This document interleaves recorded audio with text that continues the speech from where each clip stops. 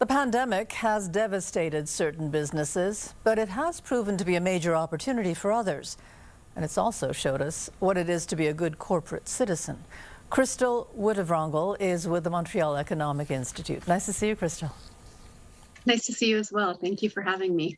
Krystle, there were opportunities for very specific areas. What would you say were some of the most common denominators that allowed these businesses to succeed?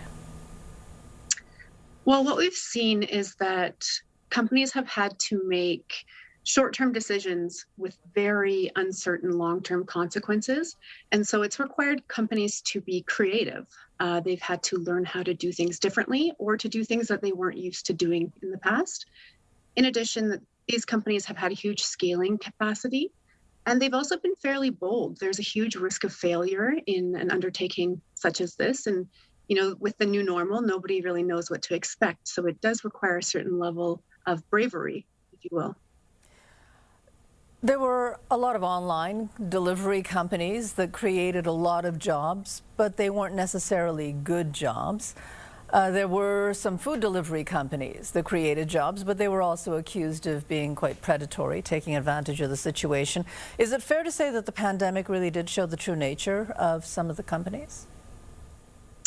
I think what the pandemic showed was that consumers drive the market, and so they're responding in what consumers are demanding. And so with e-commerce, for example, it's been increasing in the past couple of years, but the convenience factor was a huge thing for most Canadians during our new normal.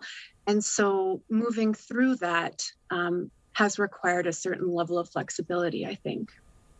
But is it entirely just what the consumer wants? Don't the companies have some responsibility to take care of their employees as well, even if they are creating jobs at consumer demand?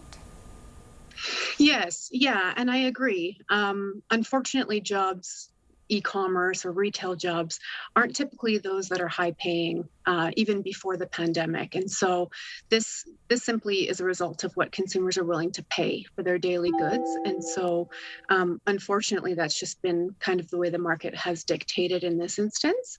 You did mention food delivery companies, and that was also on the rise before the pandemic. But what that's done is allowed certain restaurants to remain in business. And there's also been some initiatives taken through some of these companies to give back to the local communities post-pandemic as well. There were good corporations that did, step up to help people who sort of pivoted and started making masks or surgical, medical gowns, that kind of thing. Their size, though, really allowed them to reinvent themselves. Absolutely. If we look at Bauer, for example, they were able to scale up relatively quickly in a number of their facilities to begin to produce medical face shields for healthcare workers and other frontline workers. They also did that actually at no profit to themselves, as well as by putting their design specifications online for other manufacturers.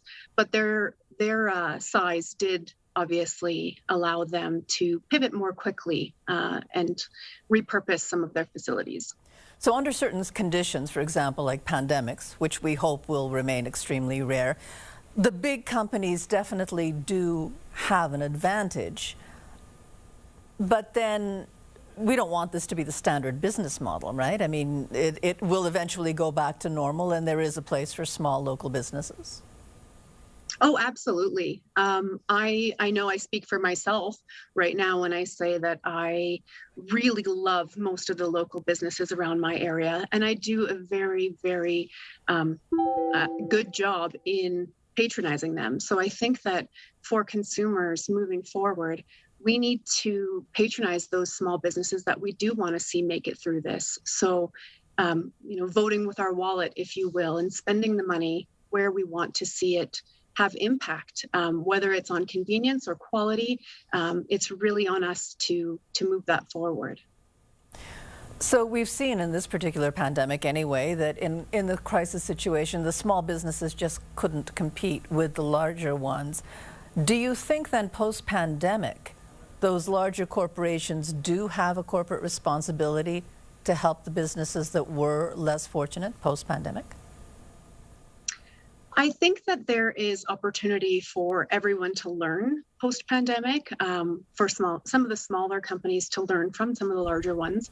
But again, I do think it comes back to consumer choices and consumer preferences. And so when we want to see something succeed, or we want to move forward and have these small businesses be a part of our context and a part of our environment, we definitely need to make an effort to help that along ourselves.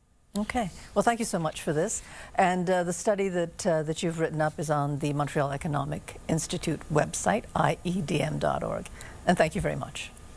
Thank you so much.